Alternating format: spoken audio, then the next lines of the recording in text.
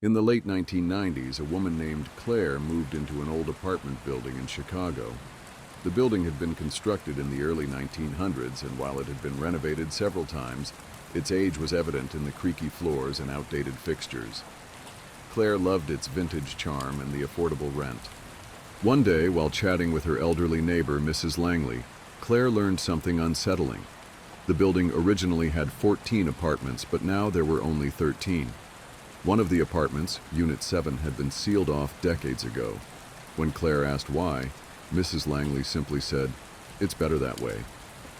Curiosity gnawed at Claire. She started asking other tenants about Unit 7. Most shrugged her off, but a younger tenant mentioned hearing strange noises coming from the wall where the unit supposedly was, scratching, faint whispers, even the sound of furniture being dragged. Determined to find out more, Claire visited the city archives. She discovered that in 1952, a man named Harold Grayson lived in Unit 7. Harold was a reclusive artist who rarely left his apartment. One night, his neighbors reported hearing him scream, followed by a loud crash. When the police arrived, they found the apartment completely empty. No furniture, no art supplies, and no Harold. The windows were locked from the inside, and there was no sign of forced entry. Harold was never seen again. Claire became obsessed. She started investigating the wall where Unit 7 should have been. One night, armed with a hammer, she decided to chip away at the plaster. Behind it, she found a door. The door was covered in deep scratches, as if someone, or something, had tried desperately to claw their way out.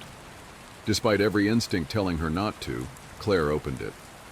Inside was a small, dark room with walls covered in strange, childlike drawings.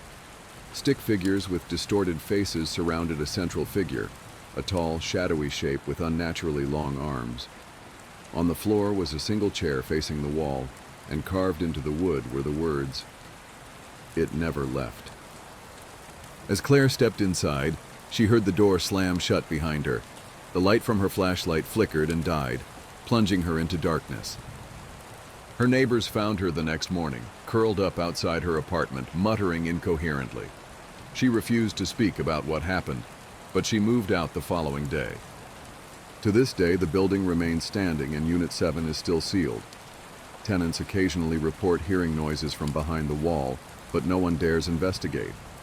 They all agree on one thing: whatever happened to Harold Grayson and Claire is better left alone.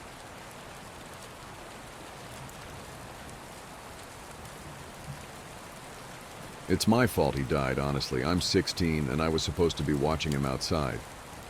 We live out in the countryside, some southern county no one cares about, in the middle of bumfuck nowhere, and Rudy is always allowed to go out without a leash because he's trained to not go too far and come right back after doing his business.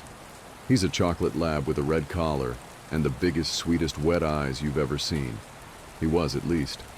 I let Rudy out after putting in a pizza, home alone since my parents were at work. As he played around our large property, I sat on the porch and watched videos on my phone. Suddenly, I jumped up, having forgotten about my food, and ran back inside. I'd burnt an entire frozen pepperoni pizza, and I was cussing up a storm, taking it out the oven and trying to figure out what I was going to tell my parents so I wouldn't be scolded for wasting food. I forgot about my dog for a while and rummaged through the fridge for something else to eat as the sun went down. That's when I heard the most god-awful sound, tires screeching on the road at the end of the driveway, a vehicle grinding to a sudden halt just as the loud, pained yelp of our family's best friend rang out in the humid evening air. I ran out the house, across the lawn, down the drive, and fell to my knees where Rudy was lying on the road with his chest and stomach caved in. The car was gone, speeding down the road, leaving tire tracks and gore over poor Rudy's crushed abdomen. I cried harder than I've ever cried in my entire life as I watched him squirm and whine in agony before finally the light faded from his big brown eyes. Rudy had gone up the drive for no real reason. He usually stuck to the woods around our house, digging up holes or peeing in bushes. He never had interest in exploring the road, and he never once tried. If I had told him to come in already, he would be alive to this day. My parents mourned deeply, and I had the sense they were blaming me as well. A week passed, and we tried to move on. But then one evening, I went outside to walk around the yard and talk to my friend from school on the phone. We were laughing about something or the other, and I was enjoying the cool breeze on my skin as the sun set overhead, when suddenly I had this weird feeling. The feeling you get when you're being watched. I looked around, then my eyes fell on the driveway, which was surrounded on both sides by trees and curved sort of to the left, so that you couldn't see the road from the front lawn. What I could see, however, several yards away, was a chocolate lab standing still as a statue at the bend, under the shadows of the trees. One with a red collar, tire tracks imprinted on his side, blood-soaked fur, a completely crushed and mangled face, and entrails hanging from his gashed open stomach. My breath caught in my throat and I felt like time went to a standstill. My friend asking me if I was still on the phone became white noise as I stared at what seemed like Rudy, and he stared right back, unmoving. We had buried him, far out in the woods where he couldn't be seen from our property as a reminder of what we lost. He was definitely dead. There was no doubt about that. Was I hallucinating? It was starting to get dark after all. Maybe my imagination was playing tricks. I turned away from the horrible sight as I choked back a sob. I rubbed my eyes, and after taking a deep breath, I looked again. He was gone. I returned to my phone call and quickly went back inside the house, choosing to play it off as my mind fucking with me due to the guilt of Rudy's passing. But things were never the same after that. Since my parents are too busy working to drive me, I catch the bus each morning to school. That means walking all the way down our winding driveway and waiting at the spot Rudy was hit for that yellow bus full of obnoxiously loud teenagers to pull up. Every time I walked down the drive, I felt uneasy. The trees lining the gravel path on both sides blotted out the sun and covered me in shadow. Nature was silent and still when usually birds were singing and squirrels were skittering up trees. I felt like I wasn't alone. I waited for the bus and I felt the skin on the back of my neck burn. I turned around and saw him, closer this time. Rudy. His corpse just stood there and watched me. He didn't so much as twitch, blink, or move his tail. I didn't know what to do. He was blocking the way back home, and the house across the street was for sale, meaning the closest neighbor was yards away.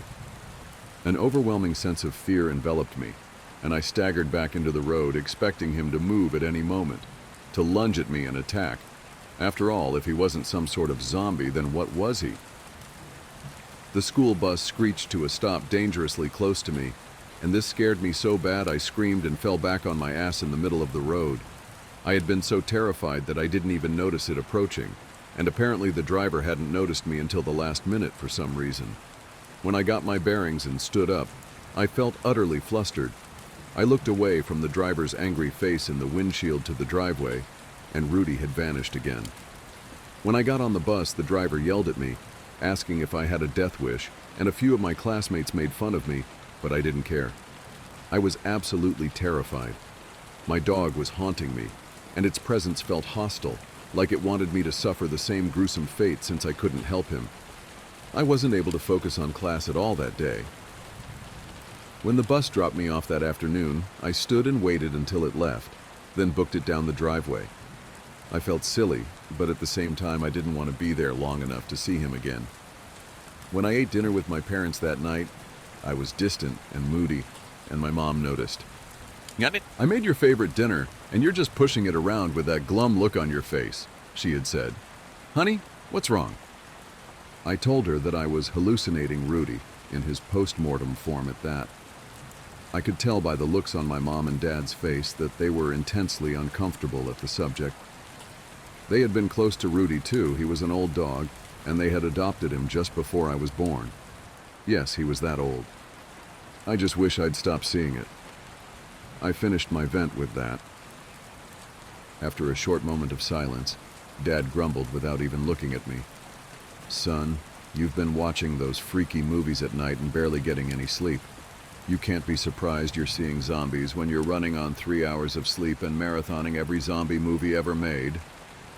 "Your dad's right," Mom agreed when she saw the way my face balled up in frustration. "Plus, you've been sleeping past your alarms and missing the bus almost every day now. I want you to start going to bed earlier and take a break from the horror genre in the meantime.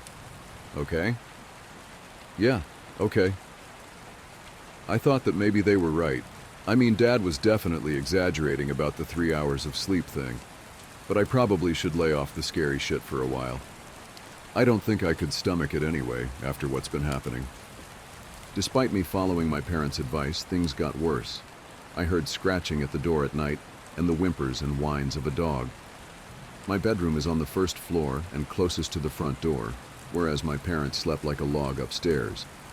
Even if my mom wasn't a heavy sleeper, she probably wouldn't be able to hear it over the sound of Dad's booming snores that reverberated through the whole house. I laid there in bed, too scared to get up and check it out. I knew there shouldn't be any dog out there. As far as we knew, no one around us owned dogs. Still, I told myself a neighbor's dog got out and had snuck into our yard so I wouldn't shit myself.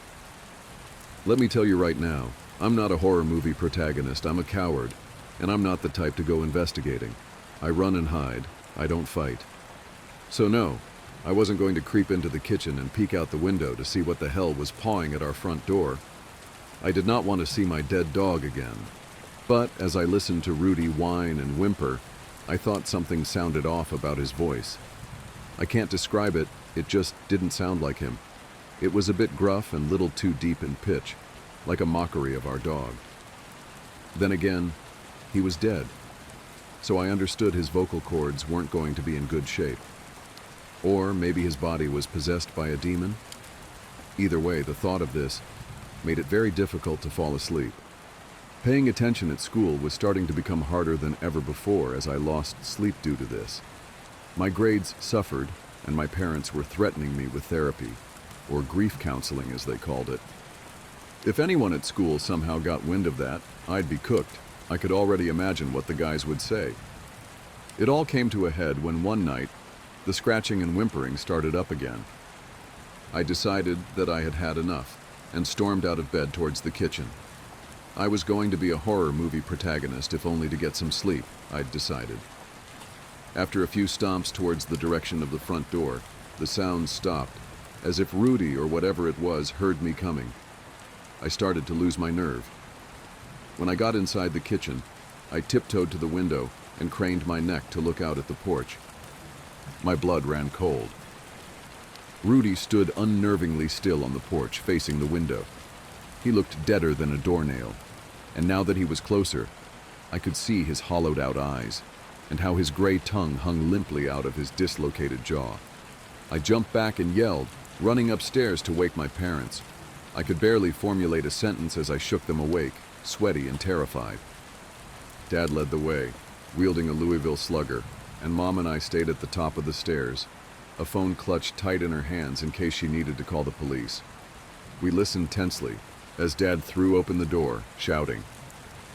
However, there were no sounds of any altercation to follow it, just some confused mumbling from him. We met him in the kitchen a few minutes later, and he told me there was nothing out there. "What did you say you saw again?" Mom asked me, looking skeptical. "A man?" "No, not a man," I began. "You said he's out there," Dad snapped. "I meant he, as in Rudy." I watched them give each other looks, my face getting hot as I realized how this looked. "Dylan, we all miss Rudy," Mom said with a sigh. "No, it's not like that," I begged. "He's been haunting me. He shows up. It's your guilty conscience." Dad cut me off, a mix of frustration and concern on his face. "I have nothing to be guilty about. It was an accident." I ran to my room so they wouldn't see me cry. I locked the door behind me, knowing Mom would try to come in. When she tried the doorknob, she groaned. "We're going to talk about this after school tomorrow, and we're taking you to a shrink." I heard their muffled voices complain about me all the way up the stairs. I cried into my pillow like a baby. I just missed my damn dog, and I missed having a good night's sleep and not having my parents think I was going crazy. The next day, I was so tired I felt like I could pass out. I missed the school bus for the millionth time, so Mom once again ran late to work driving me there. I could tell she was pissed. She was silent the whole time. I went into the office to check in late, and I saw one of the guys sitting there. "What are you doing here late?" "Toby," one of my friends snorted. "You look like shit." "What are you doing out of class?" I asked with irritation as I signed my name onto a clipboard in front of the receptionist who was always talking to her boyfriend on the school's phone. Got in trouble, Toby shrugged. Already? I looked at him judgmentally for already being sent to the office so early in the school day. Whatever, man, Toby scoffed. At least I don't play with dead dogs. What? I whirled on him, ready to kick his ass for saying anything negative about Rudy. Easy. Toby threw his hands up, genuinely surprised by my reaction.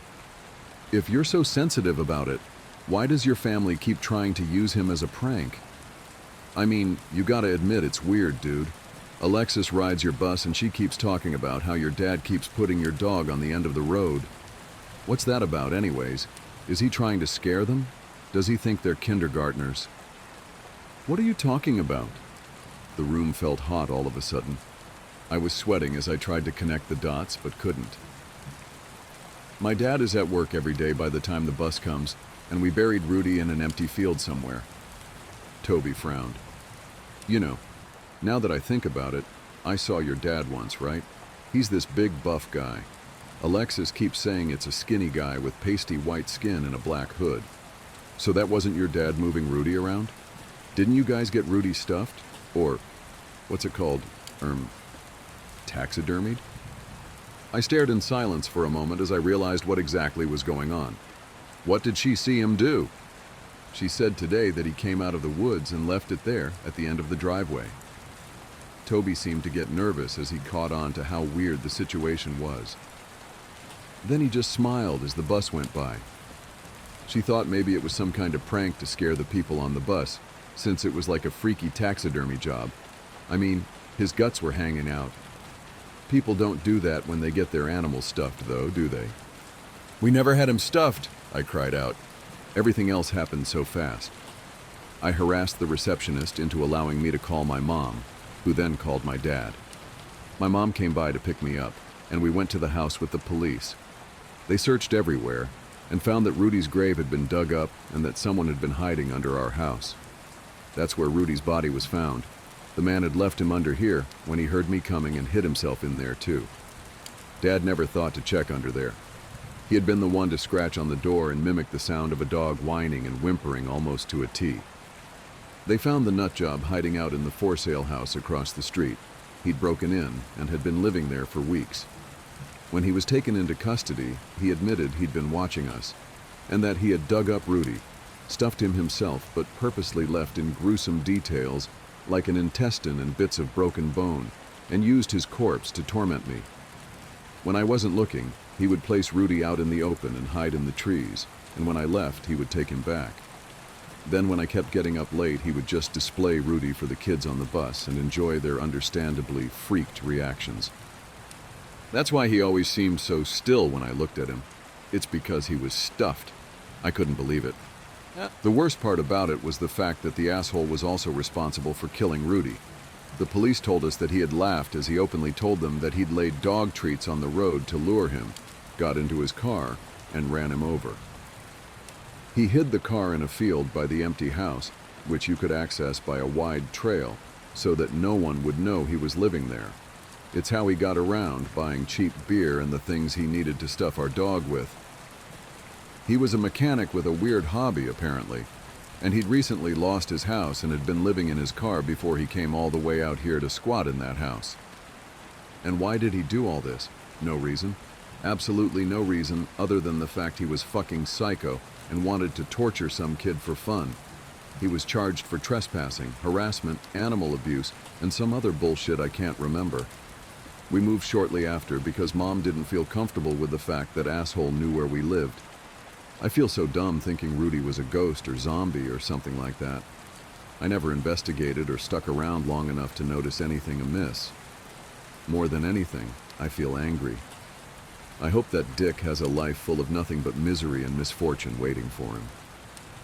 If it weren't for Toby, who knows how long he would have kept it up, maybe he would have escalated things and tried breaking into our house next to place Rudy in there. He was clearly not dealing with a full deck, if his wild eyes and crooked, creepy grin were anything to go off of. But at least Rudy can finally rest in peace. We buried him again, and this time, Mom and Dad spent the money to place him in a proper pet cemetery. Sometimes I go there and lay treats on his grave. He will always be a good boy to me.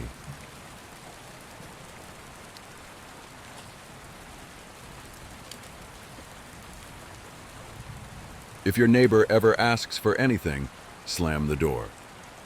Turning around, I embraced my girlfriend, Ellie, as she walked through the door, her coat still draped over her arm. "Hey babe, what are you making? It smells amazing." I raised an eyebrow, smirking. Ellie always had a playful way of masking her enthusiasm. "Hi baby, first off, welcome home. Secondly, since when do you say amazing? You usually just grunt and say, food good."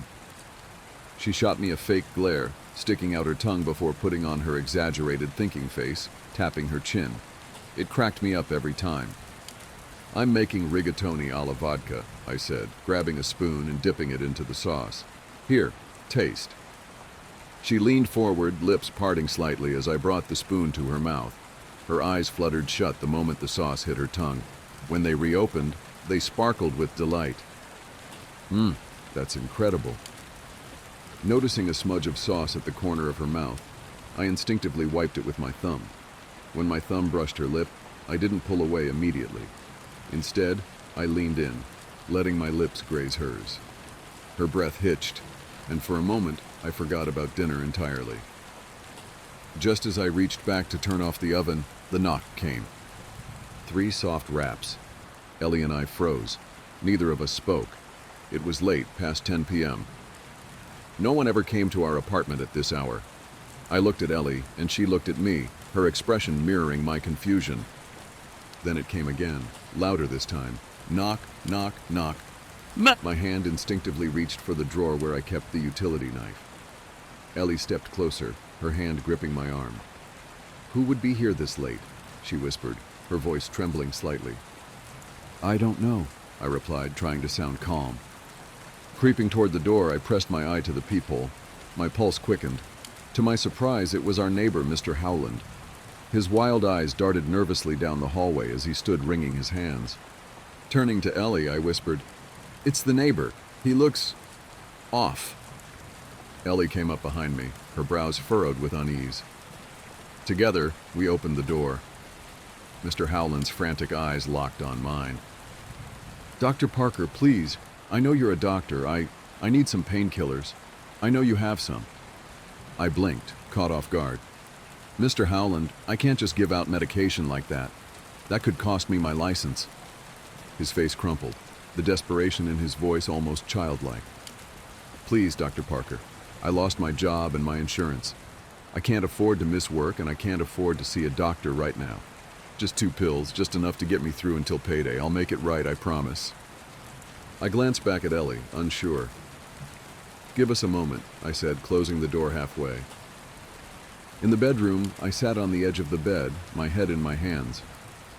"What should we do?" I asked. Ellie sat beside me, her hand resting gently on my back. "I don't know, but you're a good person, Abel. Do what feels right." Taking a deep breath, I nodded. "It's just 2 pills, right? He's in pain." I returned to the door with 2 oxycodone pills in my hand. Mr. Howland snatched them up, his hands trembling as he mumbled a thank you before disappearing down the hall. That night, I climbed into bed, unease settling in my chest. The next morning, Ellie burst into the room, a wide grin lighting up her face. "Wake up! Wake up!" she exclaimed, practically bouncing on the bed. Groggy, I rubbed my eyes. "What is it?" She thrust a small plastic stick into my face. "Look, it's positive. I'm pregnant." Her words jolted me awake. Sitting up, I grabbed her, pulling her into my arms. "You're what? Are you serious?" She laughed, nodding. "I am. You're going to be a dad." For the first time in weeks, a sense of joy washed over me. I had no way of knowing it would be the last truly happy moment of my life. That evening, I returned home to find Mr. Howland standing on the doorstep, clutching 2 grocery bags. "Mr. Howland, what are you doing here?" His eyes darted around nervously before meeting mine. "Please call me James. I wanted to thank you for what you did. Can I cook dinner for you and Ellie tonight? I've got everything I need right here. I hesitated. I appreciate it, but you don't owe us anything, Mr. Howland, I said, trying to politely decline. His face fell, and for a moment he looked utterly defeated. Please, he said softly. It's the least I can do. You helped me when no one else would. Let me repay your kindness. His voice had a desperate edge, one that made it hard to say no. Against my better judgment, I found myself nodding. Okay, but just this once. When Ellie came home that evening, she was surprised to find Mr. Howland in the kitchen unpacking groceries. I explained the situation, and though she seemed skeptical, she eventually shrugged. One night won't hurt. But it wasn't just one night. For the next week, Mr. Howland showed up at our apartment every evening, always with bags of groceries, insisting on cooking dinner for us. At first, it was kind of endearing. He seemed so eager to help. But by the fourth night, it started to feel off. There was something about him, a certain energy that made my skin crawl. He was polite, almost overly so, but his eyes always seemed to linger just a second too long. And then there were the little things, the way he never ate with us, how he always seemed to know exactly when we'd be home, and how he avoided answering even the simplest questions about himself. Ellie noticed it too. One night after dinner, she pulled me aside. This is getting weird, Abel. Why does he keep coming back? And why does he insist on cooking for us every single night? I don't know, I admitted, but he seems lonely. Maybe he just needs someone to talk to. Ellie didn't look convinced, but she let it go. That weekend, I decided to put an end to it. When Mr. Howland showed up at our door again, I greeted him with a forced smile. James, we really appreciate everything you've done, but you don't need to keep cooking for us. We're fine on our own. For a moment, he just stood there, staring at me with an expression I couldn't quite read. Then he smiled a slow, unsettling smile that didn't reach his eyes. Of course, he said. I understand. He left without another word, and for the first time in days, I felt like I could breathe again. But the relief didn't last long. It was late the next night when the knocks came again. Knock, knock, knock. Ellie and I froze. Don't answer it, she whispered, clutching my arm. I crept to the peephole, my heart pounding. It was Mr. Howland, or at least it looked like him. He stood in the hallway, his head tilted at an unnatural angle, his lips stretched into that same unsettling smile. Go away, I called through the door, my voice trembling. For a moment, there was silence. Then, in a voice that sounded distant and distorted, he said, It's just me, Mr. Howland. I want to cook you dinner. Ellie's grip on my arm tightened. Abel, don't open the door, she hissed. I'm not, I whispered back. Another knock came, louder this time. But as I stared through the peephole, I realized something that made my blood run cold. The knocking wasn't coming from the front door anymore. It was coming from inside the apartment. I spun around, my eyes scanning the darkened hallway. Ellie clung to me, her breathing quick and shallow. Abel, what's happening? The sound came again, this time from the bedroom. Knock, knock, knock. The bedroom door creaked open, revealing nothing but darkness beyond. The voice echoed again, low and distorted, as though it were being dragged through static. It's just me, Mr. Howland. I want to cook you dinner. My stomach churned and my hands began to tremble. I tightened my grip on Ellie's hand, pulling her behind me as I stepped cautiously toward the door. Stay back, I whispered, though my own voice was shaking. The air in the apartment felt different now, thicker, colder. My every instinct screamed to get out, but I had to see what was behind that door. Slowly, I reached for the light switch and flipped it on. The bedroom was empty. No one was there, but the voice came again, louder this time, echoing from everywhere and nowhere all at once. It's just me, Mr. Howland. I want to cook you dinner. The hairs on the back of my neck stood up as I realized something was horribly wrong. The voice wasn't just distorted, it was layered. Beneath Mr. Howland's familiar tone, there was another voice, deeper and far more sinister, almost growling the words. Ellie gasped behind me, and when I turned to her, her face was pale, her eyes wide with terror. She pointed to the kitchen. "Abel," she whispered. "Look." I turned slowly, my heart hammering in my chest. Standing at the stove was Mr. Howland, or at least something wearing his skin.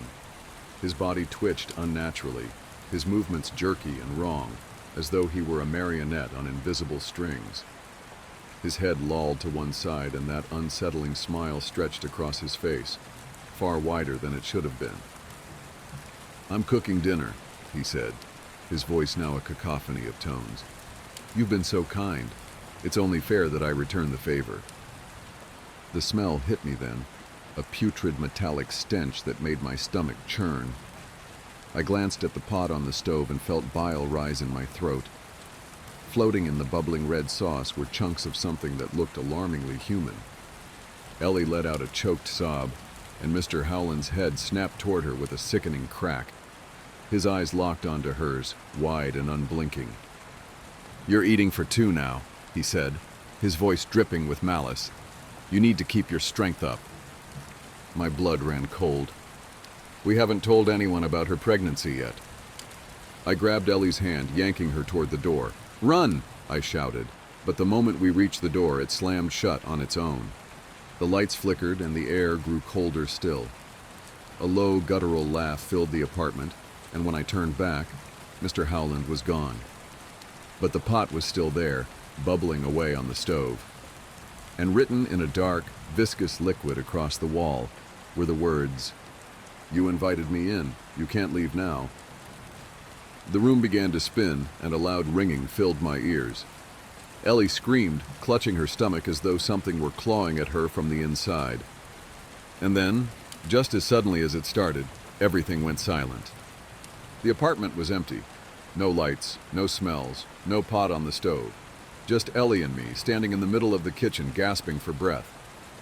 For a moment I thought it was over, but when I turned to Ellie, my heart dropped. Her eyes weren't hers anymore. They were his.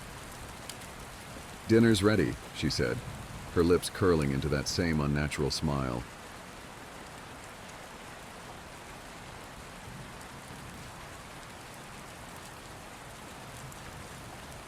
As punishment, I was given 1000 IQ. I tried to scream when I woke up, but found there was some kind of invisible, almost magnetic barrier preventing my mouth from moving. Instead of my bed, I was immobilized on an operating table, and instead of a TV, across from me stood a figure in a drooping gray cloak, wearing what I could only describe as a white pharaoh's mask. "This is your only warning," the figure said. His voice didn't come from any mouth. It's more like his words were stroking the inner cavity of my skull. "Any more meddling, and your punishment will be permanent," his skull voice said. My bedroom, which I definitely fell asleep in, was now replaced by an oppressively white surgical bay. There were mirrors and shiny silver instruments arranged above me and along the walls. I could see a single black cable running along my operating table and disappearing somewhere behind my neck. "What is happening?" was the prevalent question pounding in my head. The figure seemed to sense this and gave a response. "You have taken too much interest in our pods." Pods? What pods? I had no idea what he was talking about. But then I remembered that last night I had spotted a particularly bright drone traveling above the downtown skyline. I took some high-res photos and shared the discovery on my Discord. Is this about my UFO obsession? This is about you stopping and never starting again. The figure walked up to my side and began to stroke my head with a glossy, reticulated hand. I didn't know it was a prosthetic, or if the pharaoh was entirely robotic. I was terrified, but tried my best to make my thoughts sound consistent and clear. I'll stop. I'll stop recording any other nighttime lights, I swear.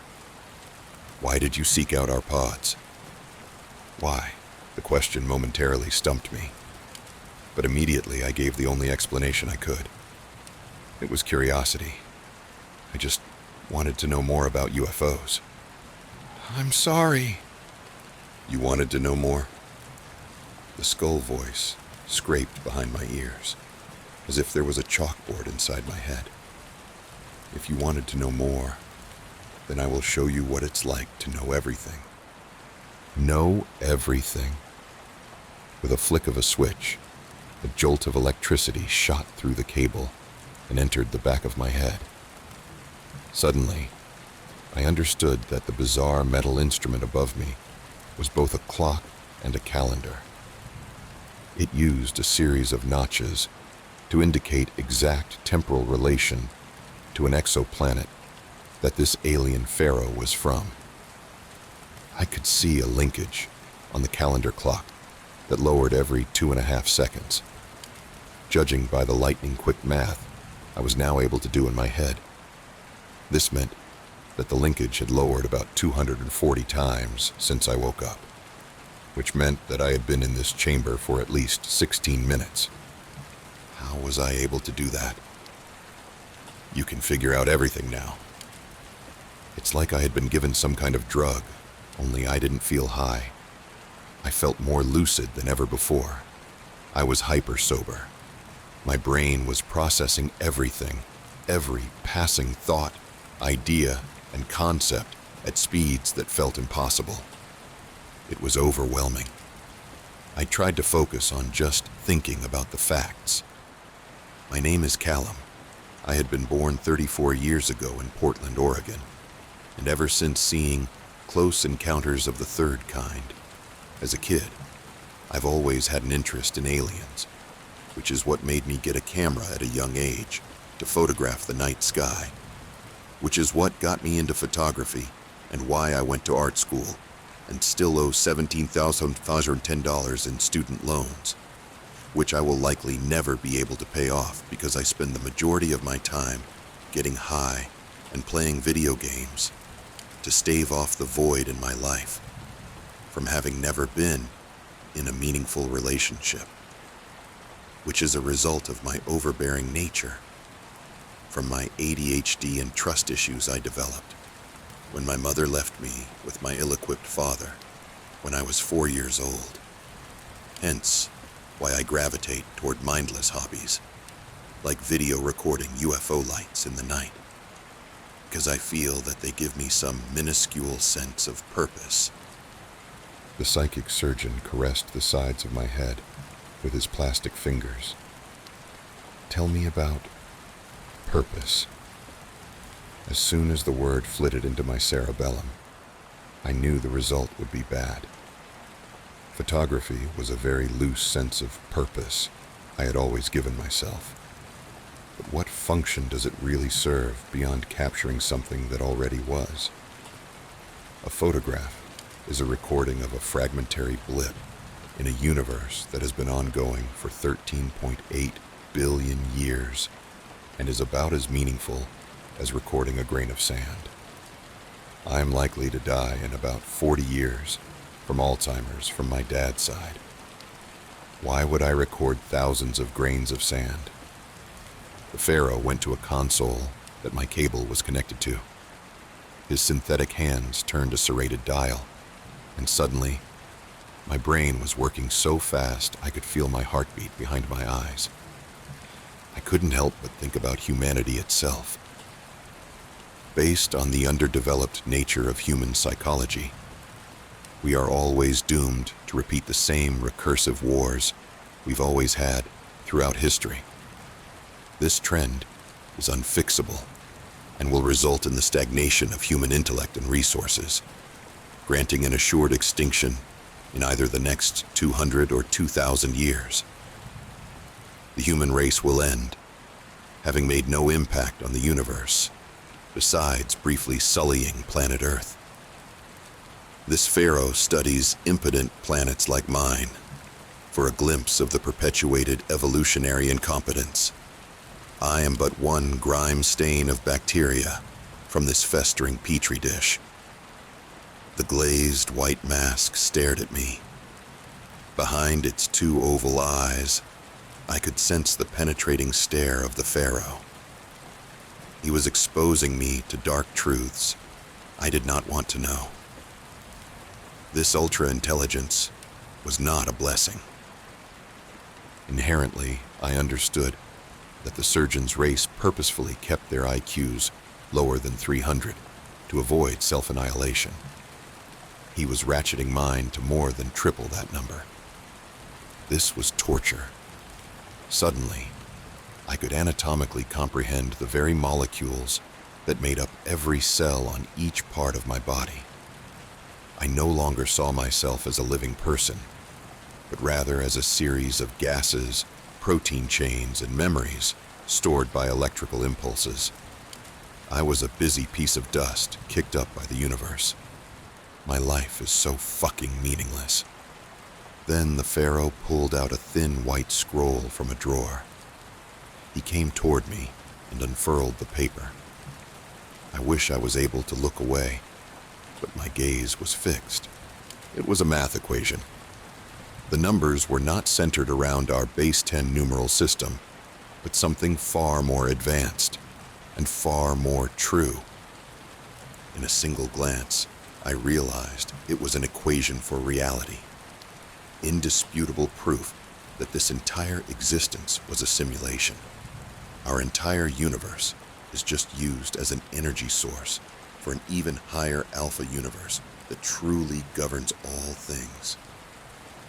My life was an afterthoug's afterthought. I don't want to know this. I don't want to understand this. Each moment of comprehension felt like a saw blade ripping into my soul. What few acquaintances and modest achievements I had found in my life were revealed to be humiliating non-things.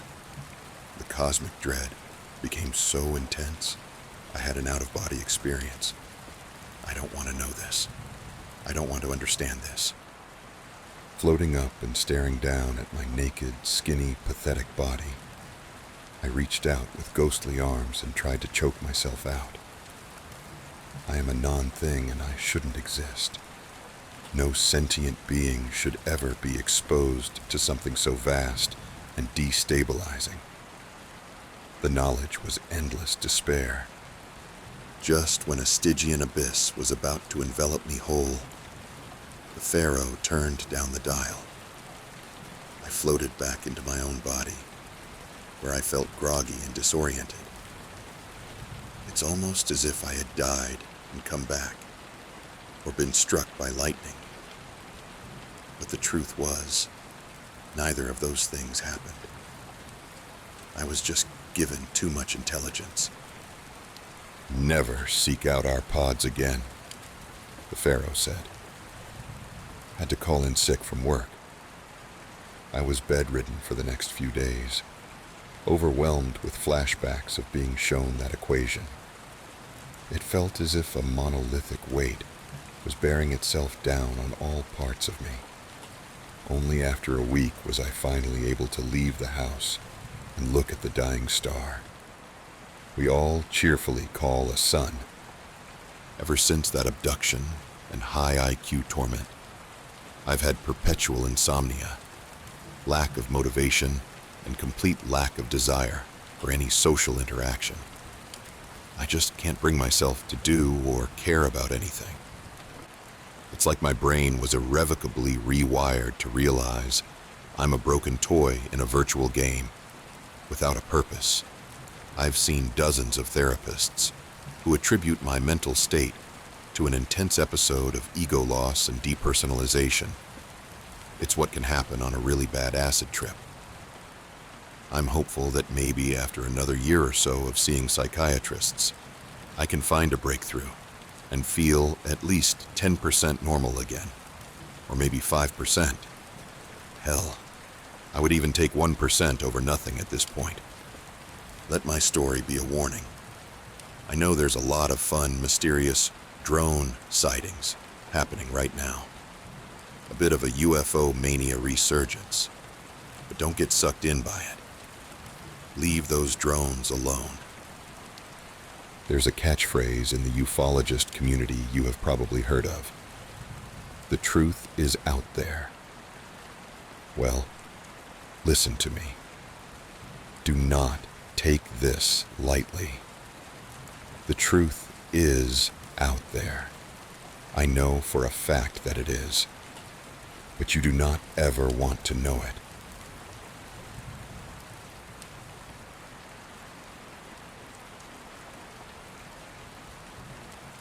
What has led me to believe in the supernatural?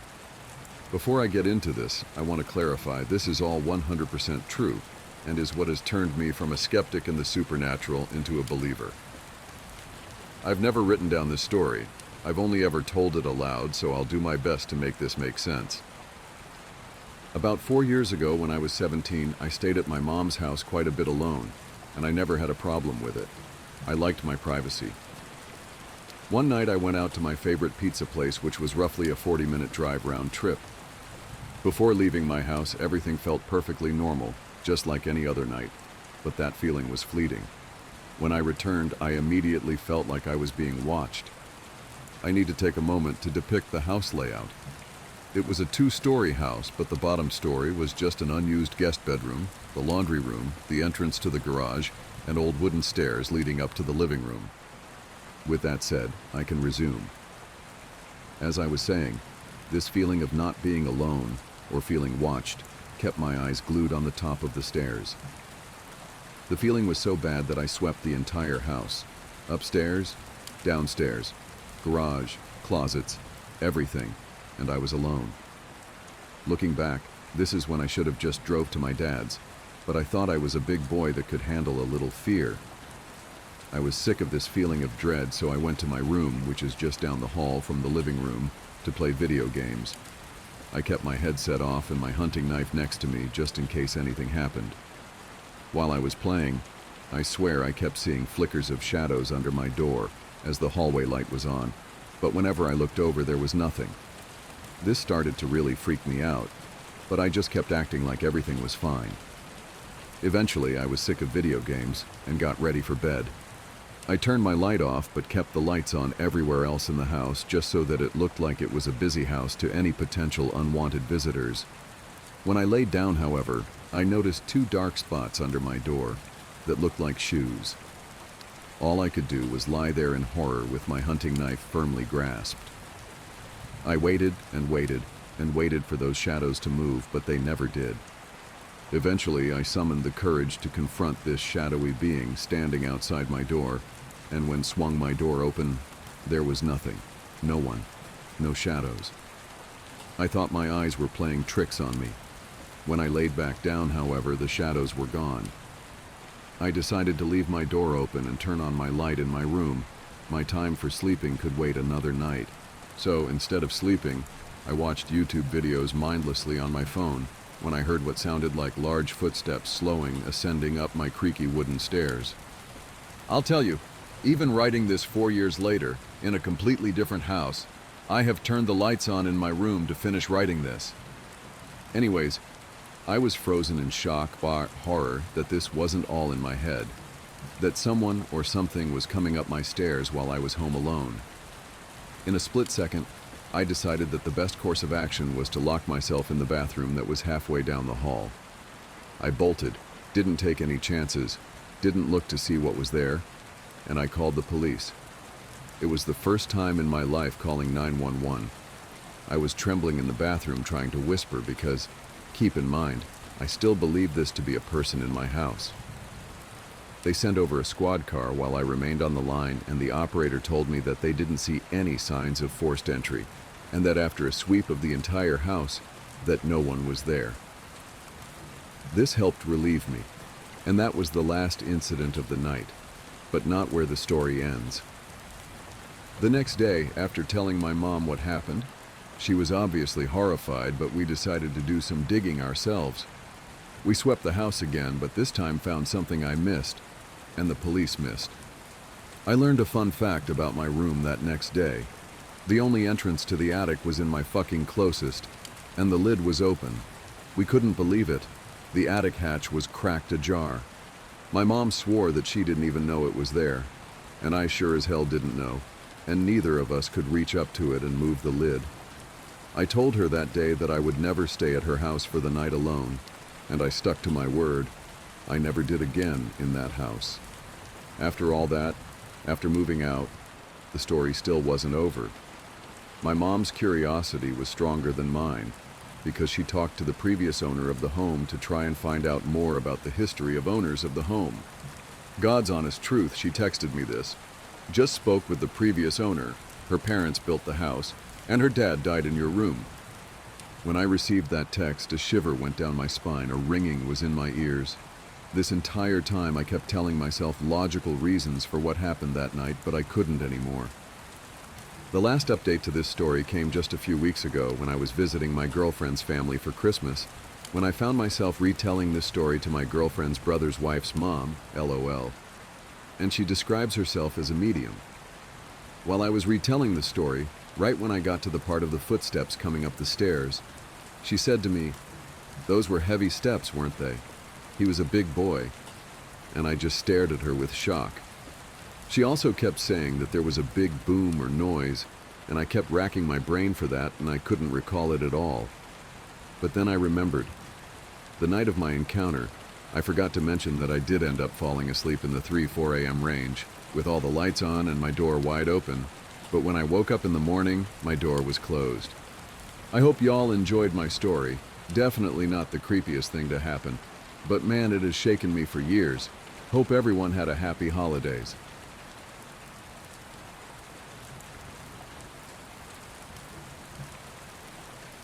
I thought I accidentally killed my wife. In reality, she may have never been alive in the first place. Yeah, all right, Ma. Loud and clear, your heart aches for a grandchild. I pulled the phone away from my ear and shot Camilla a wink as she paced into the kitchen. With a knowing smirk, my wife tiptoed over and leaned in to eavesdrop. The dishes could wait. A well-tread inside joke, Mom's ability to maintain a conversation with herself was legendary. Like a car with the brakes cut and a brick on the accelerator, unintelligible speech continued to cascade from the receiver, despite the lack of input on my end. Hand over her mouth to muffle a giggle, Camilla proceeded to the sink. With no more audience, I put the phone back to my ear and attempted to reinsert myself. Ma, listen. We're trying. We've been trying. And it'll happen when it happens. Love you too. Bye. I slid the device onto the counter with one hand, using the other to massage my temple. A sigh billowed from my lips, forceful and involuntary like hot exhaust from a stalled engine. From her position in front of the running faucet, Camilla twisted her neck to meet my eyes, swinging wispy blonde curls over her shoulder blades. As two blue-white orbs locked onto me, my wife produced a wry grin and clicked her tongue. She's a real firecracker, that one. Don't know how your dad gets a word in edgewise. Oh, it's simple. He doesn't, I replied with a chuckle. Contented that she had dragged a laugh out of me, Camilla moved her head back to midline to focus on scrubbing the lasagna-stained cutlery. A surge of guilt churned in my stomach, and I stepped forward to rub her shoulders. She doesn't mean to harp on it, she's just really excited that the possibility is on the table. But I think Mom forgets how up and down your health can be, and that getting pregnant might not be as quick and easy as it was for her. On the edge of the V-shaped plot of skin revealed by her cherry-red sundress, I could see the outline of an implanted port. Camilla had been receiving infusions through the device since she was a teenager. I never got a straightforward answer to what exactly those infusions were, no matter how I asked the question. She didn't love talking about her condition, so I only knew the basics. Something to do with her immune system attacking her nerves. All things considered, being left in the dark about Camilla's health gave me a bit of nervous heartburn as her newly betrothed. That said, we'd been married for 2 short months and dated for only 5 months prior to that. Some would say our relationship is still in its infancy, despite its newfound legality. I figured if I expressed interest while also respecting her privacy, answers would surely follow down the line. A gleam of light reflected from something on her wrist, extracting me from thought. Oh, sweetheart, you didn't take off your watch. Let me get it for you. Don't want it to get waterlogged. As my hand approached the timepiece, her left hand shot up and out of the soapy water, darting to intercept me. Startled by the suddenness of the reaction, I jerked my palm away before it even contacted the accessory. As strange as that was, Camilla's facial expression was even stranger. She looked just as surprised by her actions as I did, her brow creased with an intense bewilderment. Slowly, she lifted her right arm out of the sink. Camilla rotated the extremity clockwise and then counterclockwise, gaze fixed on her watch, as if she was examining it for the first time. After a moment, her expression melted into one of cautious understanding. Right, I guess that makes sense. Rather than letting me remove her watch, she took it off herself, wrapping it delicately around the base of the faucet, noticeably out of reach from me. Never in my life have I met a woman more enraptured with what appeared to be a luxury wristwatch. I'm not a watch guy, so I'm assuming it's high-end. I mean, the damn thing stays on during sex. You'd think she had stapled the Hope diamond to her wrist, based on how preciously she treats it. This made her casual attitude towards it getting wet even stranger. It's like her condition, I thought. I'll learn more in time.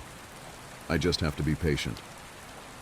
As I moved to retrieve my phone from the counter behind Camilla, my hip accidentally collided with her elbow. She winced in response. "Oh, Camilla, I'm so sorry. My head's in the clouds. Have to watch where I'm going. Are you all right?" I peered into the half-filled sink, fearing I'd witness a streak of crimson rise from the bottom of the basin like the beginning of an oil spill. Except there was no blood. Instead, I saw a stream of tiny bubbles gushing to the top of the reservoir, accompanied by a peculiar high-pitched noise that I had no explanation for. A muffled hiss was emanating from under the water, sharp and continuous. As Camilla dredged her injured wrist from the depths, she didn't scream. As the hissing became crystal clear, no longer dampened by the liquid's density, it didn't appear like she was in pain. What happened became apparent. When I sideswiped my wife, a small kitchen knife had punctured the underside of her wrist, but the laceration wasn't dripping with blood and plasma. Pressurized gas was escaping from the slit. Her hand flopped limply downwards as she held it in front of her, like a latex glove that was being carried by the collar. Inch by inch, more of her arm melted into a gelatinous cast of its previous shape. The backdraft rushing from the aperture appeared more like smoke than air, viscous and thick rather than transparent. Paralyzed by the hallucinatory scene, I generously inhaled the vapors. They were hot and acrid, searing the inside of my mouth and nostrils. The pain knocked me backwards into the fridge door, and I swiped at the fog surrounding me like I was being assailed by a swarm of bees. By then, her entire arm was flaccid and held at her side, flattened digits just barely able to touch the tile floor. Camilla observed the ongoing deflation of her extremity, the dead serpent that was now grafted onto her shoulder, with an alarming indifference. She tilted her head up, with her blue-white irises once again locking onto mine. There was no panic in her features. At most, Camilla exhibited a passing curiosity, a furrowed brow with a contemplative glint shining behind her eyes. The emotional dissonance was violently uncanny. Her face then began to involute, with her nose the first feature to plummet into the developing crater. It was like the front of her skull was being struck by an invisible cannonball, with the progressing concavity distorting her visage into something wholly unrecognizable. Bile leapt up the back of my throat as her head crumpled into a bouquet of rubbery flesh sprouting from her collarbone. Her chest then folded into her abdomen. With a final crescendoing hiss, the last of my wife evaporated into a chaotic mound of elastic tissue and empty clothes on the kitchen floor. I'm not sure what I did once the room became silent. I may have screamed, I may have wept, I may have done nothing at all, instead electing to wait patiently for this fever dream to break. What I remember next is the voice on the other end of my cell phone, asking if I needed emergency services. I don't recall saying anything to the 911 dispatcher, but I must have, because she informed me that the police were on their way. The phone abruptly vibrated, the sensation somehow reaching into the ether to grasp my soul and force it back into my person. I gasped loudly. With dread and adrenaline dancing in my veins, I examined the screen. Camilla was calling. Every cell in my body buzzed with furious anxiety. From where I was standing, I could see her phone, face up and to the left of the sink. It read, "Hubby," on the outgoing call screen. Unsure of what other options were available to me, I answered the call. "Cam, is that... Hey, love, could you kindly pick me up off the floor and..." The cheery, sing-song voice that trickled from the speaker was my breaking point. I threw my phone from my hand with all the ferocity I could muster. It crashed against the side of our apartment's oven, its screen becoming black and dead instantly. In the brief silence that followed, a bluish glow caught my attention. Somewhere within Camilla's shed exoskeleton, a tiny silver firefly had whirred to life. I cautiously stepped forward, trying to determine where in her molt the light originated. Using a spatula, I pushed a layer of folded abdominal skin out of the way to reveal the source. Her port. As I examined the implant, it blinked 3 times, which was followed by a small droplet of light spinning around its edge.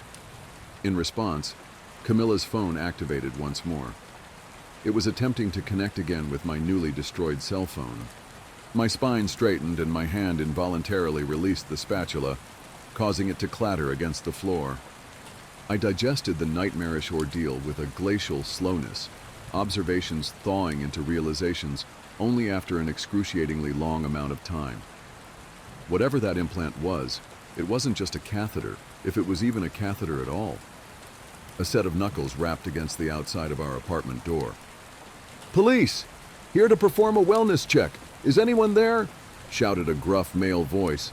I felt my mind writhe and fracture, practically atomizing under the crushing weight of my current uncertainty and indecision. How can I possibly explain this? Is he going to think I skinned my wife? Am I going to jail? That was quick.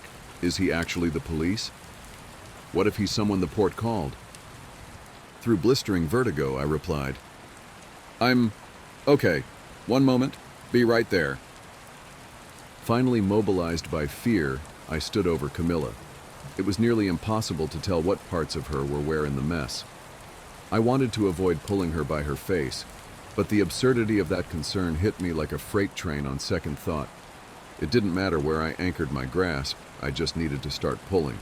Centering myself with a breath, I bent over and seized a leathery chunk in each hand. Despite being reduced to human taffy, my wife still weighed as much as she did when she was alive. If she was ever truly alive, I thought. Thankfully, her skin slid softly over my kitchen's terrain. I prayed that whoever was on the other side of that door couldn't hear the quiet squishing that I was unfortunately privy to. Piled haphazardly in the darkest corner of the room, I draped a navy blue peacoat over the puddle that used to resemble my wife. I then moved to open the door. The burly man standing on the other side seemed like a police officer. He at least had the uniform. "We got a 911 hang-up from this address not too long ago. Everything all right in there, son?" I tried to adopt a disarming smile, but my facial muscles wouldn't fully cooperate. The expression that resulted did me no favors. A disjointed schizophrenic smirk manifested above my chin, the corners of my mouth becoming tremulous thorns that refused to act in synchrony. "Yes, I had some chest pains. They're gone now." He scanned me from head to toe, no doubt looking for probable cause. I fought back visions of Camilla appearing behind me, dragging herself into view with a deflated hand. After what felt like hours of silent inspection, he spoke again. "Next time, call us back if it turns out you're doing okay." The officer hesitated on how to phrase the end of his sentence. I was in dire straits, and he could tell just by looking at me. Distress, however, was not illegal. I gave him an unconvincing nod, and he walked away. When I could no longer hear the clinking of his gun holster and the dull thuds of his boots against the ground, I locked the door. Resting my forehead against the wood of the frame, I let myself briefly dissociate. Before long, however, anxiety began to bubble at the base of my skull, forcing me to confront reality. With every ounce of my being, I prayed to turn the corner and find no navy blue peacoat cloaking something large and amorphous in my kitchen, which would confirm my developing psychosis. Insanity was preferable to this hellscape. Camilla could at least visit me in a sanatorium. Faintly, I could see the outline of that silver firefly under a heap of fabric and skin, and I accepted that I would have no such luck. It took me about 30 minutes to heave Camilla into the confines of our walk-in closet. Primarily, I focused my energy on the task at hand, as opposed to theorizing about the meaning of it all. There would be time for that later. Right now, she needed to be hidden from view. Once I had her sequestered, however, I couldn't help but examine Camilla. The impossibly surreal nature of her transformation helped me cope with and detach from the circumstances to some degree. This wasn't my wife, the woman I had fallen hopelessly in love with. This was some cruel oddity, an intense and extreme prank. It was Salvador Dali's horrific reinterpretation of Camilla, not the flesh and blood woman herself. These thoughts helped, but only to a point. The portion I couldn't reconcile was her face. From where she lay, congealed in the back of the closet, the right half of her face was visible. Her features were still taut, but slightly withered, like a weathered Halloween mask. The crease at her nose hid the rest of her face from me, existing somewhere deeper inside the pile, even though it now appeared like a wintry marble stitched into high-quality latex. Her right eye seemed to track my movements, watching my every step. I didn't think she was actually watching me. Camilla's hollow cadaver had not moved an inch since its deflation. I thought I had killed her. That said, I couldn't absorb her gaze, even if she was dead. Her glassy right eye inspired a skittering, burning madness in my soul that threatened to dissolve me completely if I allowed the flames to rise unabated. I covered her limp, vacant half face with a t-shirt and resumed my inspection. There were two, for lack of a better word, sacks fixed on the inside of Camilla. Circular outlines that clearly had their own internal space. One appeared to be located under her chest, and the second appeared to be located under her upper abdomen. A heart and a stomach, maybe. Next, I ran my fingertips along the length of the right arm. Her shell was sturdy and firm, like thick plastic, save the underside of her wrist, which had more of a silky consistency. Maybe the area served a ventilatory purpose. But then what about the watch? Leaving the closet, I locked the doors behind me and checked the timepiece that was still hanging at the base of the tap. When I placed the obsidian strap up to a light bulb, sure enough, it seemed to be equipped with thousands of tiny holes. Protective, porous metal, I theorized. As I lingered in front of the sink, my detachment from the situation abruptly waned. Standing where she had only a few hours ago, the floodgate's destruction was inevitable.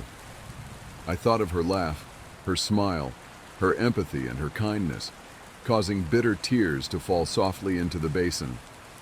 Then, in a flash, I reconsidered our entire relationship. Was she once human, and then someone replaced her with a near-perfect replica? Was she always like this? What does she want from me? A crack of thunder detonated from somewhere deeper in the apartment. My heart swam, trying to remain afloat in a new deluge of liquid terror. The closet door had slammed against the top of the frame. Initially, I couldn't determine the mechanics of what had transpired and caused the noise. Then, I saw it. Or rather, I saw her, under the doorframe. Camilla, a sentient lake of skin, was squeezing herself under the closet door. However she was moving, it involved bouts of propulsion that generated enough power to splinter the edges of the resilient wooden door as it collided with its frame. Another 3 booms occurred in rapid succession, and then she was free. Her method of transportation was beyond uncanny. It was mind-shatteringly alien. Camilla's gait would start with hundreds of spikes materializing under her, their birth thrusting her tissue upward. She would then hang briefly in the air, giving the appearance of a giant, flesh-toned soccer cleat. The mass of skin would then tilt forward, momentum causing Camilla to fall a few inches in her intended direction, reabsorbing the spikes in the process. The cycle would then restart, a full rotation taking only about 3 seconds. Gradually, Camilla was hobbling down the hall and towards me. Defeated, my body slumped to the kitchen floor. I leaned against the cabinet below the sink, awaiting whatever was to follow. But Camilla passed by me. Her intended destination was, apparently, the guest bedroom. It did not take her long to get there. From behind where I was sitting, I could hear her ramming against something, repetitive thuds emanating from the room. It took me a while to reconnect my muscles to my nerves, their connections transiently severed by the recent torrent of caustic horror. When I was able, I followed Camilla into the guest bedroom. She was struggling to open a drawer present on the bed frame, incapable of melding her flesh around the knob to pull it open. Camilla's face wasn't visible from my vantage point, instead submerged somewhere within herself. She could still sense me, however. Her attempt stopped once I entered the room. She tumbled backwards and remained still, wordlessly asking for help. I stepped forward, internally bracing myself for Camilla to pounce on and consume me, but she never did. When I pulled the drawer open, I understood. Our air mattress was inside, which included a detachable motor designed to inflate the bed. I haven't managed to reform Camilla. Not yet, but I'm getting closer. The motor could partially inflate her, but it's not powerful enough to pressurize her completely. I'm desperate for answers, but our communication so far has been limited. She can't speak while she's deflated. It seems like Camilla can whisper when she's partially inflated, but only weakly, and I could not hear her over the motor. Her port, whatever it is, can use Camilla's phone to call other lines, but it apparently cannot act as a phone by itself. And my phone, unfortunately, remains broken. Maybe I'll try reading her lips later today, or I'll go to a payphone and have her call me there. My planning was interrupted when I felt Camilla's phone vibrate in my pocket. It was an incoming call from my mom's number, probably reaching out to my wife after being unable to reach me. Her call was the catalyst to a series of epiphanies. She was the one who introduced me to Camilla. I assumed the sacs inside of my wife were a stomach and a heart, but she has no blood, so maybe she doesn't need a heart. Maybe it's a stomach and a uterus. My mom has been obsessed with receiving a grandchild. When I answered the call, I shouted my initial query before she could wind herself up. "Hey Mom, where did you say you met Camilla again?"